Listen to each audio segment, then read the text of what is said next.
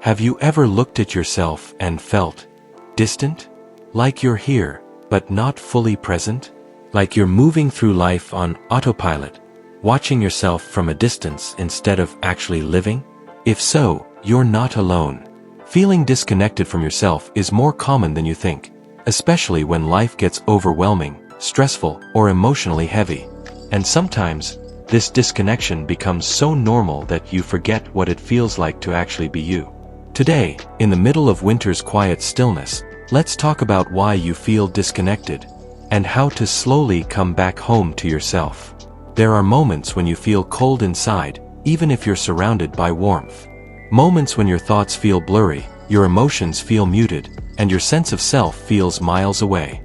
It's almost like your mind steps back to protect you from something you're not ready to feel. This is one of the biggest reasons disconnection happens. Your mind chooses distance over overwhelm. When life becomes too heavy, the brain creates space. Not because you're broken, but because you once needed that space to survive. The problem is, you stayed there longer than you intended. Think about the last time you felt truly present. When you actually noticed your breath, your body, your surroundings. If it feels hard to remember, it's not your fault.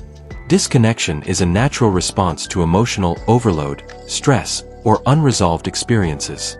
Your mind learned to retreat, to float, to numb itself, because that felt safer than staying present in pain.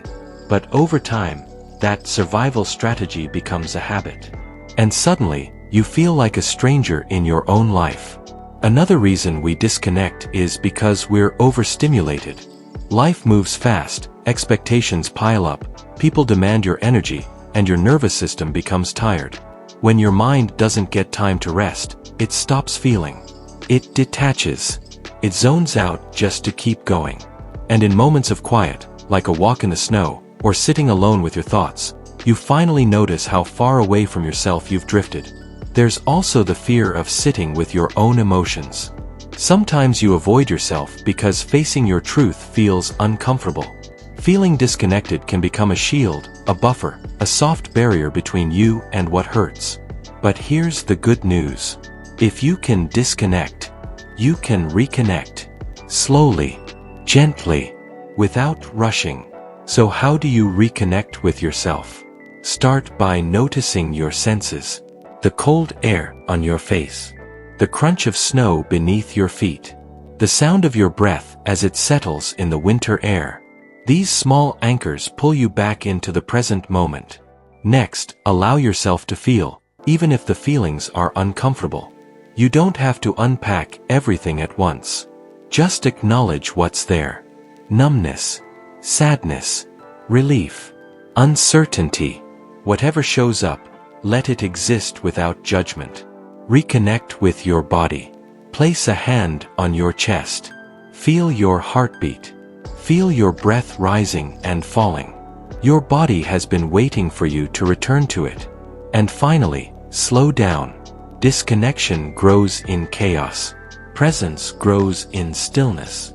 Give yourself the moments you've been skipping, the pauses, the breaths, the quiet spaces. You're not lost. You're not disconnected beyond repair. You're simply finding your way back. If any part of this message spoke to you, just know this. You deserve to feel present again. You deserve to feel safe in your own mind. You deserve to come home to yourself, gently, patiently, and fully. If this resonated with you, let me know in the comments. And if you want more videos that help you understand your emotions and reconnect with your inner world, make sure to subscribe. Your healing begins with acknowledging how far you've drifted and taking the first step back.